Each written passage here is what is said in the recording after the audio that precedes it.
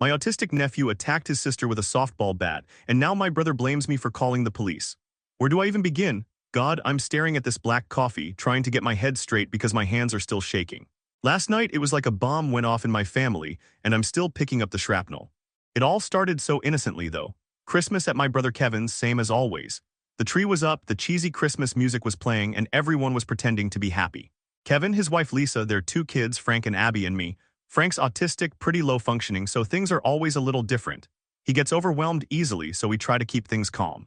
Abby, though, she was trying too hard to be festive, like she was overcompensating for something. I should have seen it. I should have noticed, yet I really didn't understand the half of it. The gift exchange, when it was Abby's turn to open Frank's present, she hesitated, just a split second, but I caught it. Then she ripped open the paper and pulled out a softball bat, a brand new one. I remember thinking that's random because Abby doesn't play softball. Kevin and Lisa just laughed it off, saying Frank was being thoughtful. Abby forced a smile, but her eyes were locked on Frank's. It was creepy. I wish I'd pressed them on it then. Later, we were all playing some dumb board game when Frank just snapped. He started yelling about cheating, face red, fists clenched. Lisa tried to calm him down, but he shoved her away. I've seen him have meltdowns before, but this was different. This was angry. He started screaming at Abby. I couldn't make out what he was saying, but it was nasty. Abby just froze, tears streaming down her face. Then he punched her. Right in the face. I swear time stopped. I saw it all in slow motion, the thud, Abby's head snapping back. Everyone just went silent. Kevin and Lisa just stood there like they were watching TV. I lost it. I ran to Abby, knelt down, and gently pulled her hand away from her eye, which was already swelling, turning purple. Abby, are you okay? I asked, my voice shaking. She just shook her head, whispering, it's my fault. No, it's not, I said. I looked up at Kevin and Lisa. What the hell was that? I demanded. Why didn't you stop him? Kevin just shrugged. He can't control himself, he said. That's bullshit, I shouted. He just punched his sister. How can you just stand there? Lisa started crying. What do you want us to do? She wailed. We've tried everything. I helped Abby up and took her to the bathroom, using a cold washcloth for gentle dabs. I'm so sorry, she said, her voice muffled. I didn't want you to see that. See what? I asked. See your brother abuse you. Abby, this isn't okay. She just shrugged. It's always been like this, she said. I'm used to it. That's when it hit me. This wasn't just a one-time thing. This was a pattern. I felt this surge of anger. How could they let this happen? I looked at Abby, her face bruised, her eyes resigned. I knew I couldn't let it go on. Abby, I said, you don't have to live like this. She looked scared. What else am I supposed to do? You're coming home with me, I said. Tonight, you're staying with me until we figure things out. She hesitated, then nodded. Okay, she whispered. We packed a bag, but Kevin stopped us at the door. Where do you think you're going? He asked, his voice cold. Abby's coming home with me, I said. She's staying with me for a while. That's not necessary, he said. We can handle this. It was just a misunderstanding. A misunderstanding, I repeated. Your son punched your daughter in the face. That's abuse, Kevin. He glared at me. You don't understand. You don't know what it's like to deal with Frank. I understand that you're enabling him, I said. I understand that you're putting his needs before your daughter's safety, and I'm not going to let it happen anymore. I took Abby's hand and walked out. We drove to my house in silence. I made her tea, wrapped her in a blanket, and told her she could sleep in the guest room. I sat at the kitchen table, staring into the darkness. I couldn't sleep. I had to do something. That's when I decided to call the police. Drastic, I know, but I was scared. I called the non-emergency line and explained everything. They said they'd send someone to do a welfare check. It felt like hours before the police arrived. I told them everything and they listened, taking notes. They asked if Abby would give a statement. I said I'd ask. The officers left and I went upstairs. Abby was lying in bed, staring at the ceiling. I told her about the police. They want to talk to you, I said. They want to hear your side of the story. She hesitated, then nodded. Okay, she said. She gave her statement. I drove her home, tucked her in, and went back to the kitchen.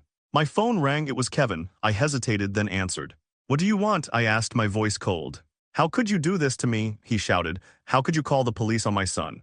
I did it to protect my niece, I said. I did it because you wouldn't. You're ruining our lives, he screamed. You're tearing our family apart. You did that yourselves, I said. I'm just trying to pick up the pieces. I can't believe you would do this to me, he said, his voice breaking. After everything I've done for you. What's that supposed to mean? I asked. You know what I mean, he said. When you lost your job, when you were facing homelessness, Lisa and I took you in. We gave you a place to stay. We helped you get back on your feet.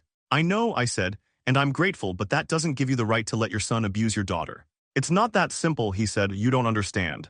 I understand that you're making excuses, I said. I understand that you're prioritizing your son's needs over your daughter's safety, and I'm not going to stand for it. You're going to regret this, he said. You're going to lose your family over this. Maybe, I said, but I'd rather lose my family than lose my conscience. I hung up. I knew I had crossed a line. I knew I had risked everything. But I also knew I had done the right thing. I had protected my niece. I had stood up for what was right. And that was all that mattered for now, though honestly I was terrified of what was coming next. The image of Frank with the softball bat was burned into my mind. His face was twisted, stalking towards Abby, bat raised, and it looked predatory. I was genuinely scared of what this was turning into, yet I had no idea just how much worse it could get. I had to check on Abby, so I crept upstairs. The guest room door was ajar and I peeked in. She was asleep, curled up. Her face was pale and her black eye looked worse in the dim light. The bruise spreading across her cheek made my stomach churn. As I was about to leave, she stirred. "Aunt, my name," she mumbled. "What's wrong?" "Nothing, honey," I said. "Just wanted to be sure you were okay." She sat up, rubbing her eyes. "I had a nightmare," she said. "Frank was chasing me." "It was just a dream," I said. "He's not here, you're safe here."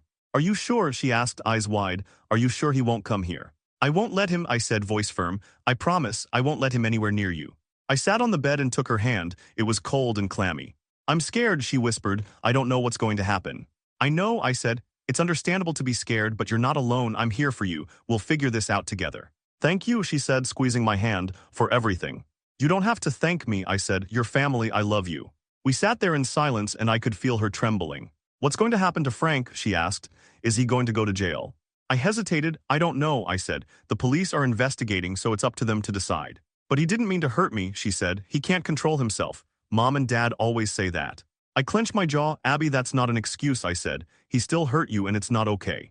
She looked down, confused. "But what if he goes to jail? What if he gets hurt?" "He should have thought about that before he hit you," I said, sharper than I meant. She flinched. "Don't be mad at him," she said. "It's not his fault." I sighed. This was going to be harder than I thought because she was still protecting him. "Abby," I said, softening my voice. "I'm not mad at him, I'm mad at the situation. I'm mad that he hurt you, and I'm mad that your parents are making excuses for him." She didn't say anything, just stared at her hands. "Look," I said, "I know this is confusing, and I know you love your brother, but you need to understand that what he did was wrong and it's not your fault. You didn't do anything to deserve it." She finally looked up, eyes filled with tears. "I just want everything to go back to normal," she said. "I know, honey," I said, "I know, but things will never be the same and maybe that's a good thing." I tucked her back in. "Try to get some more sleep," I said. "I'll be right downstairs if you need anything." She nodded and closed her eyes. I left the room and went back downstairs. I sat at the kitchen table, head in my hands. This was a mess, and I didn't know what to do, but I had to protect Abby. I started thinking about Kevin again, about our childhood, about how he'd opened his home to me when I was down on my luck. How could he be so blind? I remembered something he said once about Frank being special and needing extra patience, and it made me sick to my stomach now. I wanted to call him, to scream at him, but I knew it wouldn't do any good. He was too far gone in denial. I picked up my phone and scrolled to Sarah's name. She's always been the voice of reason. I hesitated, then called. It rang a few times. "Hey," she said, voice groggy. "What's up? It's like 6 in the morning." "I know, I'm sorry," I said, "but I need to talk to you. Something happened last night." I told her everything. About Frank the Bat, Kevin and Lisa calling the police, Abby staying with me. She listened patiently, and when I finished, she was silent. "Wow," she said finally, "that's quite a bit to take in." "Tell me about it," I said.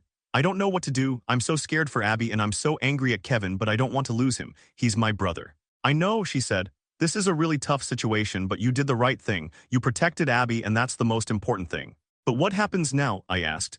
"How do I deal with Kevin? How do I help Abby? How do I ensure Frank doesn't hurt her again?" "Okay, let's approach this carefully," she said. "First, you need to focus on Abby. Be sure she's safe and comfortable. Get her into therapy. Let her know that you're there for her no matter what." "I've already started looking for therapists," I said, "and I'm trying to be there for her, but she's still protecting Frank. She keeps saying it's not his fault." "That's going to take time," Sarah said. "She's been conditioned to think that way for years, so it's not going to change overnight. Just be patient with her. Keep reinforcing the message that what happened was wrong and that she deserves to be safe." "Okay," I said. "What about Kevin? How do I deal with him?" "That's a trickier one," she said. "He's clearly in denial and he's probably feeling defensive and guilty. He's not going to be rational right now." "So what do I do?" I asked. "Do I just cut him off?" "I don't know," she said. "That's a decision you have to make, but I wouldn't make any rash decisions right now. Give him some time to cool down. Maybe he'll come around, maybe he won't, but you need to protect yourself and Abby first. Don't let him manipulate you or guilt you into doing anything that puts her at risk." "Okay," I said, "that seems reasonable." "And remember," she said, "you're not alone in this. You have friends who love you and support you. Lean on us. We're here for you." "Thanks, Sarah," I said. "I don't know what I'd do without you." "Anytime," she said. "Now go get some sleep. You're going to need it." I hung up and took a deep breath. I felt a little better, knowing I had someone to talk to, but I was still scared, still angry, and still didn't know what to do. I looked out the window. The sun was rising. It was a new day, but it felt like the beginning of a long and difficult journey. I stood up and went to the coffee maker because I needed caffeine. I made a pot and poured a cup. I sat back down and stared out the window. I knew one thing for sure. I wasn't going to let Frank hurt Abby again. I wasn't going to let Kevin and Lisa pretend that everything was okay, and I wasn't going to let this tear my family apart. I was going to fight for Abby, for myself, for my family, even if it meant losing everything. I just hoped I was strong enough, and I really hoped I hadn't made things even worse by calling the cops. That thought kept nagging at me. My phone buzzes, Kevin, my thumb hovers over the answer button. Ignore maybe but I can't, gotta deal, deep breath, and I answer. What'd I say, flat? Kevin exploded on the phone. How could you call the cops my name on my son? Had to, I say, trying to stay calm. Frank assaulted Abby. He's been abusing her for years and you and Lisa let it happen. That's not true, Frank would never hurt Abby. Loves her, punching her in the face, chasing her with a bat. Kevin, wake up. Your son's hurting your daughter and you're making excuses. He can't control himself, he's autistic, meltdowns. That's bullshit, Kevin. Autism isn't an excuse for abuse. He needs help and you and Lisa need help. And Abby needs to be safe. You're tearing our family apart, he wailed. You and Lisa did that yourselves, I say, my voice shaking. I'm just trying to protect Abby. Protect her by calling the cops. You think that's gonna help her, you're making it worse. What would have helped her, Kevin? Letting Frank beat her to a pulp. Silence, heavy breathing. You don't understand, he says, softer now, almost pleading. You don't know what it's like to deal with Frank's special care. We've tried everything, my name. Doctors, therapists, specialists, nothing works, we're doing our best. I know you're trying, Kevin, I say, softening a bit, but your best isn't good enough. Abby's suffering and has been for years and you haven't stopped it. What do you want me to do? Put Frank in an institution. He's my son, my name, I can't do that. Not saying abandon him, but get him real help. And protect Abby, that's the priority. The concert starts at 8 p.m. and ends at 11 p.m. Then explain it, Kevin. Help me understand why you're sacrificing your daughter for your son. He sighs, it's complicated. Frank, he's always been different and needs us. If we give up, who will be there? And Abby's who's there for her, Kevin, protecting her, you've forgotten about her. That's not true, we love Abby. But you are hurting her, Kevin, by allowing Frank to abuse her and making excuses. Silence again, sniffling. I don't know what to do, he whispers. I'm lost, I just want my family back. I want that too, Kevin, but it's not happening till you and Lisa acknowledge it and fix it. Get Frank help, protect Abby, be honest. I don't know if I can too much. You have to, Kevin, for Abby, for Frank, for your family. Be strong enough to do what's right. Nothing soft sobbing. I have to go, I say. Abby's awake, have to be there. Please, my name, don't give up on me, don't give up on us. Not giving up on you, Kevin, but I'm not watching Abby suffer. You need to do something, fix this. Until then, I can't be part of it. I hang up and stare at the screen. My heart's pounding, but I pushed aside the flicker of guilt about past favors because this was bigger. I get up and head upstairs. Abby's in the kitchen eating cereal. She looks up, eyes red. Hey, she says, quiet. Hey, I say, forcing a smile, how you feeling? She shrugs, okay, I guess. I hug her and she hugs back tight. Heard you talking to Dad, she says. Yeah, I say, we had a conversation. He's mad, isn't he, she asks. He's upset, I say, but it's okay, I can handle it. I'm sorry, she says, this is all my fault. No, it's not, I say firm, none of this is your fault. But if I hadn't said anything, she says. If you hadn't, this would have continued, I say. You were brave enough to speak up and I'm proud. She looks down at her cereal. What's going to happen now, she asks. I don't know, I say, but we'll figure it out together, I promise. We eat breakfast in silence, anxieties radiating off her. After breakfast calls, therapist for Abby, trauma abuse, help her process and heal. Hours on the phone, talking, explaining, trying to find the right fit. It's exhausting, but I won't give up. Have to do everything. Finally, Dr. Evans. Experience with abused kids and an opening next week for an initial consultation. I tell Abby, who's hesitant at first, scared to talk, scared to open up. You don't have to if you don't want to, I say, but it could help. Good listener, no judgment, just help you work through it. She thinks, then nods. Okay, she says, I'll try. Relief, small step but right direction. The rest of the day's a blur. Keep Abby occupied with movies, video games, a walk in the park. She's still anxious but a little more relaxed. Evening, phone rings again. Lisa, I hesitate, then answer. Hello, I say, cautious. Can we talk, she asks, her voice trembling. About what, I say. About everything, she says. Frank, Abby, what's happening to our family? I don't know, Lisa, I say, not sure I'm ready. Please, she says, I need to. Kevin's not rational, just angry and defensive, but I want to understand and fix this. I sigh, okay, I say, come over, but Abby's here, be respectful. I will, she says, thank you. Later, Lisa arrives, exhausted with red eyes and a pale face, carrying the weight of the world. I let her into the living room. Abby's upstairs listening to music. I hope she can't hear. Thank you for seeing me, Lisa says, barely a whisper. Doing this for Abby, I say, not you or Kevin. I understand, she says, I don't know what to do. I'm scared for Frank, for Abby, for our family. You should be, I say. It's a serious situation, Lisa. Abby's been abused and you and Kevin have been enabling it. She flinches. I know, she says. We haven't been good parents. Focused on Frank, neglected Abby, let her down. More than let her down, Lisa, I say, put her in danger. I know, she says, tears welling, and I'm so sorry, I don't know how to fix it. Start by acknowledging the truth, I say. Stop making excuses. Get him real help, not just therapy, but intensive treatment. We've tried, she says, so many doctors, therapists, nothing works. Then find someone who can, I say. Autism, aggression, teach him to control it. It's not so easy, she says. Frank, resistant, doesn't want to change. Then make him, he's your son and you have the power, be strong enough. She looks at me, despair in her eyes. I don't know if I can, she says. I'm so tired of fighting this for so long, I don't know if I have the strength. You have to, Lisa, for Abby, for Frank. Find the strength and do what's right. She nods slowly. I know, she says, I just don't know where to start. Talk to Kevin, I say. Acknowledge the truth, get Frank help, protect Abby no matter what. Don't know if he'll listen, she says. He's so angry and blaming you. Then be the strong one, I say. Stand up to him, this is not okay. Abby's safety is top priority. She takes a deep breath. Okay, she says, I'll try.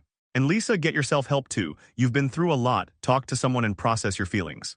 I know, she says. I've been thinking about it, but I haven't had the time. Make the time, I say. You can't take care of your kids if you don't take care of yourself. She nods. Okay, she says, I will. Silence as she tries to process everything. Thank you, she says finally, for being honest and not giving up. Not doing this for you, I say, but for Abby. But if you're willing to change, I'll help. She stands up. Have to go, she says. Talk to Kevin. Good luck, I say.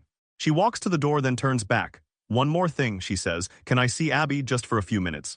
I hesitate. I don't want to make Abby uncomfortable, but Lisa needs to see her. I'll ask, I say, no promises. Upstairs, I knock on Abby's door. She opens it, questioning. Your mom wants to see you, I say. For a few minutes, do you want to? She hesitates. I don't know, she says. I'm scared. You don't have to, I say, but she seems upset and wants to talk. She thinks, then nods. Okay, she says, I'll see her. Downstairs in the living room, Lisa's face lights up. Abby, she says, choked up. Abby hugs her and Lisa hugs back tight, tears streaming down her face. I'm so sorry, she whispers, so sorry for everything. Abby doesn't say anything, she just holds her. I leave them alone and go back upstairs to sit on my bed. I hear them talking softly. I don't know what they're saying, but I hope they connect and heal. I hope Lisa is being sincere, but something about her eyes I don't know. I just have this nagging feeling. It's a long road ahead, but maybe, just maybe, there's a chance for this family. I just hope I haven't made things worse. And I really hope the cops follow through. I haven't heard anything from them since that night. I'm standing in my living room, the air thick with tension. Kevin's here. He barged in 10 minutes ago, his face red with anger. Lisa's behind him, pale and her eyes darting nervously. Abby's upstairs safe, and there's no way she's seeing this. You think you're so righteous, Kevin spits. Protecting Abby, I say, trying to stay calm, something you guys haven't done. We've done everything, Lisa's voice trembles with emotion. I understand somewhat, I say, my gaze hardening. Enabling him, excusing him, prioritizing him over Abby, therefore you created a monster. Kevin steps closer, his eyes blazing with fury. Don't talk about my son like that, he just has challenges. Challenges, punching your sister, chasing her with a bat. Those aren't challenges, Kevin, that's violence. He didn't mean to, Lisa pleads, desperate for understanding. Bullshit, Lisa, he knows exactly what he's doing, manipulating you both. You can't possibly understand what we've been through, Kevin says, his voice rising in pitch.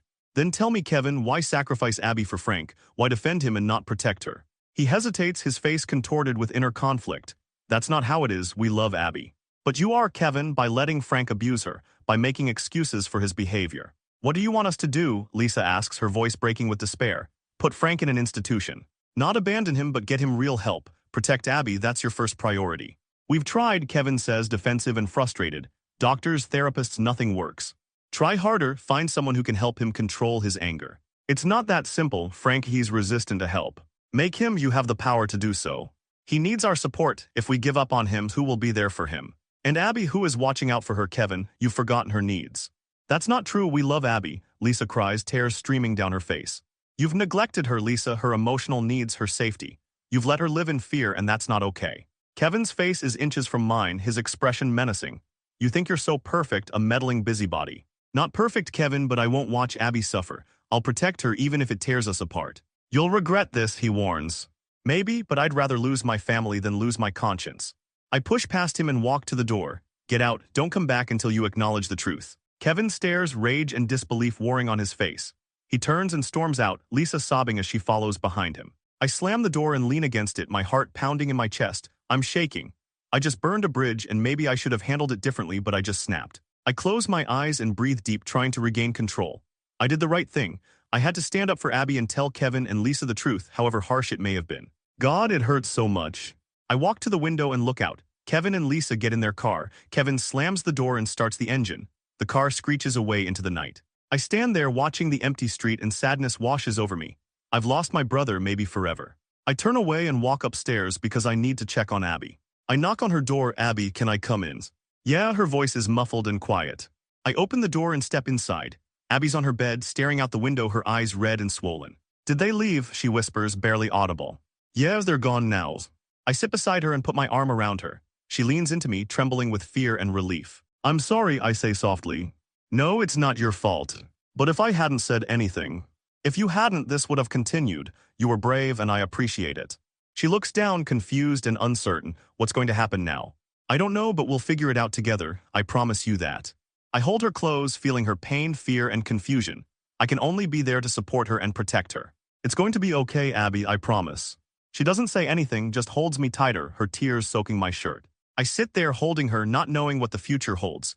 But I'll protect her, no matter what, even if it means losing everything. The weight of that decision settles on me.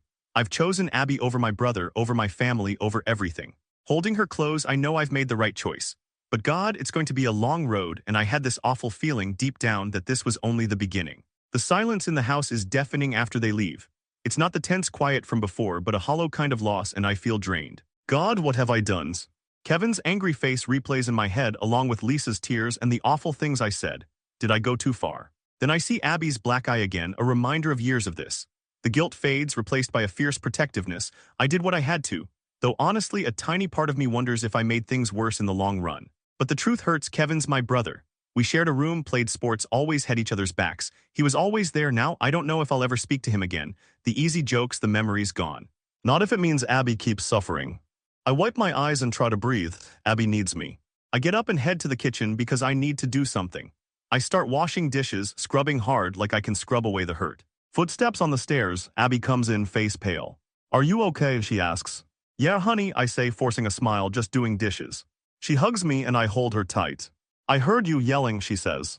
Yeah, I say, we had a disagreement. I'm sorry, she says, this is all my fault. No, it's not, I say, none of this is your fault, you didn't do anything wrong. But if I hadn't said anything, if you hadn't said anything, it would have kept going, I say, you were brave. She looks up, tears in her eyes. What's going to happen now? I don't know, I say, but we'll figure it out together, I promise.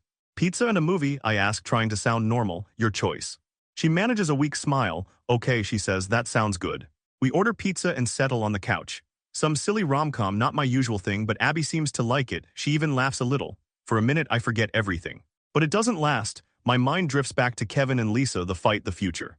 I look at Abby, she's into the movie, relaxed. Shield her, I can't undo the hurt. All I can do is be here, support her, and help her heal. After the movie, Abby goes to bed. I stay up, sitting in the dark, staring out the window. Quiet street, dark houses. The world's asleep, but my mind's racing. I pick up my phone and scroll through my contacts, stopping at Kevin's name. I hesitate, then hit call. Rings and rings, no answer. Disappointed, I hang up. I try again a few minutes later, still nothing. I send a text, Kevin, I'm sorry, I didn't mean to hurt you. I just want what's best for Abby. I wait for a response, but nothing comes. I put down my phone and close my eyes. Exhaustion hits. It's going to be a long night. I get up and walk around the house, checking the locks. I double-check the windows, even though I know it's probably overkill. Walking through the living room, I see something on the coffee table, a picture of Kevin and me as kids. Side by side, grinning, arms around each other. I pick it up and stare at it, tears welling up. We were so close then, carefree and happy. What happened? I trace Kevin's face, remembering his laugh, his support, his love. I miss him so much. I put the picture down and go upstairs to check on Abby. She's asleep, peaceful. I stand there watching her. I will do everything to keep her safe, even if it means losing my own happiness. I tiptoe out and go back downstairs. I sit on the couch, staring out the window, waiting for dawn. The night stretches on, long and dark, but I'm not alone because I have Abby. That's all that matters for now. I spend the rest of the night staring at the wall, refreshing my phone, hoping for something from Kevin. Nothing. Each minute feels like another nail in the coffin. Around 3 a.m. I give up. Can't keep doing this. I turn off the lights, curl up on the couch and try to sleep, but sleep won't come. Every time I close my eyes, I see Kevin's face, angry and hurt. I hear his voice accusing me. I toss and turn, can't get comfortable. My body aches, my head throbs, and my heart feels ripped out. Finally, as dawn starts to break, I drift off. But even in my dreams, there's no escape. I dream Kevin and I are on opposite sides of a huge gap, unable to reach each other. We call out, but our voices are lost. The gap gets wider and we drift further apart, just tiny specks in the distance. I wake up heart pounding, covered in sweat. The dream felt so real, like what's happening. I get up and stumble to the kitchen because I need coffee. As I'm making it, I look at my phone, still nothing from Kevin. I sigh and pour coffee. The bitter taste doesn't help. I know I need to accept it might be over and need to move on, but it's so hard. He's been such a big part of my life. I take a sip and look out the window. The sun's rising, the sky's colorful. New day, new beginning. It doesn't feel like it. It feels like the end. End of an era. End of my relationship with my brother. I finish my coffee and go upstairs to check on Abby. Still asleep, peaceful, I stand there watching, feeling purpose again. I may have lost my brother, but I still have Abby. I quietly leave and go back downstairs. Got a lot to do. Find a therapist for Abby, talk to the police, figure out this new life. I still haven't heard back from them about the welfare check, which is starting to worry me. It's going to be long and hard, but we'll get through this. I was wrong. The worst was yet to come. The house feels different, and I have this feeling I forgot something important too. Wandering around, I touch stuff, coffee table, armchair, the window still. It's like the world's holding its breath. Upstairs, Abby's moving around, trying to be quiet. I want to hold her, tell her it'll be okay, but I don't know if I believe it. Time for coffee in the kitchen. I stare out at the snow, untouched and peaceful. The coffee's poured and I sit, silence, just the fridge hum. Though the coffee is warm, the knot in my stomach's still cold. Buzz my phone, an unknown number. The concert will be on December 25th at 8 p.m. It will cost $50 per person. The venue has a capacity of 500 people. My heart jumps and my hand shakes as I stare at the screen. Who could that be? I call back, but it goes straight to voicemail. Hanging up, my mind races. Kevin, Lisa, someone else. I didn't recognize the area code, which made it even creepier. Delete block fear sticks. I feel exposed and watched. Doors locked, windows too, curtains closed. I've got to protect Abby and I've got to protect myself. Upstairs, I knock on Abby's door. Abby, I ask softly, can I come in? Yeah. I open the door. Abby's on her bed reading. She looks up, her eyes asking a question. What's wrong? Nothing, I say, trying to sound chill, just checking on you. I'm fine, she says, just reading. I sit next to her. Did you hear anything downstairs? Just you walking around, she says. Why, what's going on? I hesitate, not wanting to scare her. I got a weird text, I say, unknown number, threatening. Her eyes widen. What did it say? I tell her and her face goes white. Do you think it was them? She asks, her voice shaking. I don't know, I say, could have been anyone. Maybe we should call the police, she says. Maybe, I say, but let's wait and see if anything else happens. I don't want to jump to conclusions. But what if they try to hurt us? They won't, I say, trying to sound sure. I won't let them. I put my arm around her and she leans in, trembling. I'm scared, she whispers. I know, I say, we're going to be okay, I promise, I won't let anything happen to you. How about we watch another movie, I say, trying to sound happy, your choice. She nods, but her eyes are still scared. Downstairs, it's movie time, a mindless action flick with explosions and car chases. It's not comforting, but it's distracting. Then the phone rings, it's Kevin. My heart stops and my hand shakes as I stare at the phone. Do I answer or ignore it? Who is it? Abby asks, tense. It's your dad, I say. Her face pales. Don't answer it, she says, please. I hesitate. Part of me wants to talk and reason with him, but the other part's terrified. I silence the phone and let it ring and ring. Finally, it stops. I take a deep breath. Are you okay? Abby asks. Yeah, I say, I'm fine. We finish the movie in silence, then Abby goes to bed. I stay up on the couch in the dark, staring out the window. It's a quiet street with dark houses. The world's asleep, but I'm wide awake. I grab my phone and scroll until I find Sarah's name. I hesitate, then call. She answers on the third ring. Hey, she says, her voice sleepy. What's up? I need to talk to you, I say, my voice shaking. What's wrong? She asks, alert now. I tell her about the text, Kevin calling, and my fears. She listens, doesn't interrupt, then there's silence. That's so scary, she says. You need to call the police now. I don't know, I say. I don't want to make things worse by overreacting. You're not overreacting, she says. You're protecting yourself and Abby. This is serious. Get the police involved. The concert will be on February 23, 2025 at 7:30 p.m.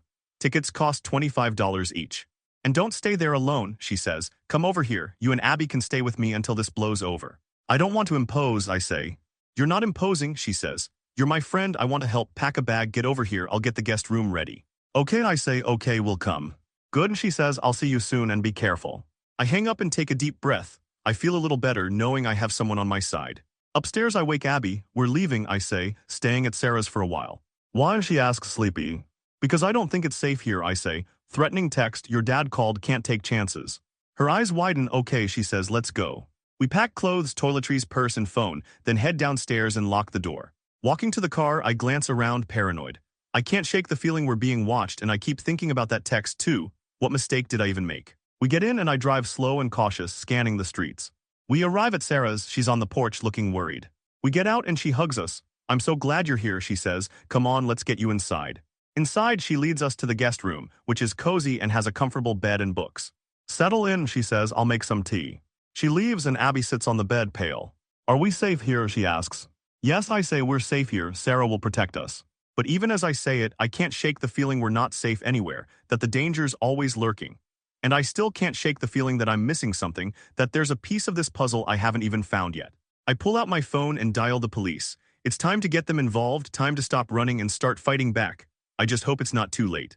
I'm staring at the walls, wondering what happens next. All I know is Abby's safe here with me for now. That moment with the softball bat keeps replaying. I can't shake this feeling that I missed something important. I head upstairs and find her lying on the bed, just staring at the ceiling. Hey, I say, sitting down next to her. She just shrugs, doesn't look at me. Okay, I guess. They talk to your parents, I tell her, so they're going to investigate. Investigate what, she whispers. What Frank did to you, Abby, I say gently, the abuse. She flinches, don't call it that, she says, it wasn't abuse. I sigh, she's still protecting him. Abby, he punched you and he chased you with a bat, that's not okay. But he can't control himself, he's autistic, she says, her voice getting louder. I know this is hard, but he hurt you, I say, keeping my voice steady. And you're scared, which means you don't have to protect him anymore, you're safe here. She starts crying, I don't know what to do, she sobs. I love him, but I'm scared. I pull her into a hug. You're all right, I say. You don't have to decide anything right now, just focus on you, we'll figure it out. We stay like that for a long time, I can feel her shaking. God, I wish I could take this away. Finally, she calms down and pulls away, wiping her eyes.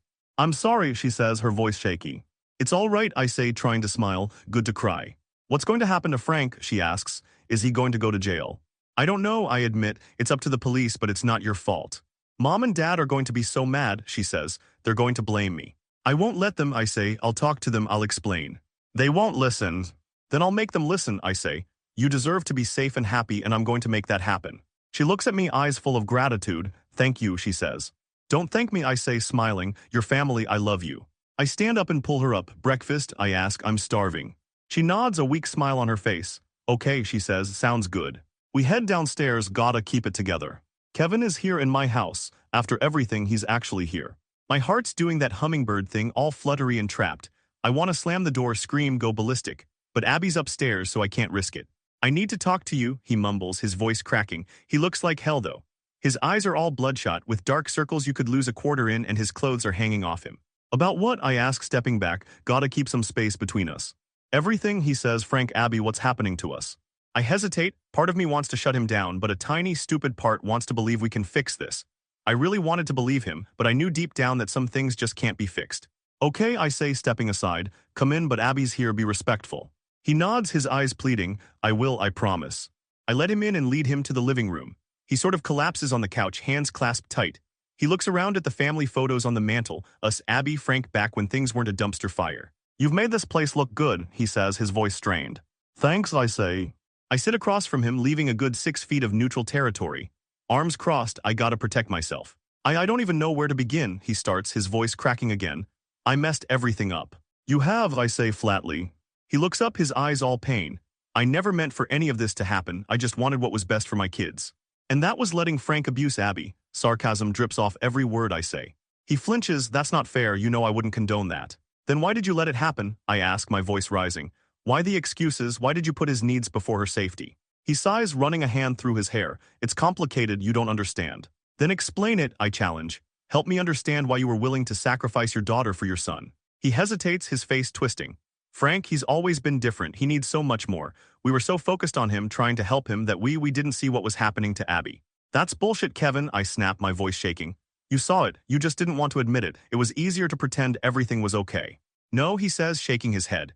That's not true, we were just overwhelmed and didn't know what to do. We were afraid of what would happen to Frank if you what, I press, held him accountable, got him real help, protected your daughter. He just stares at the floor.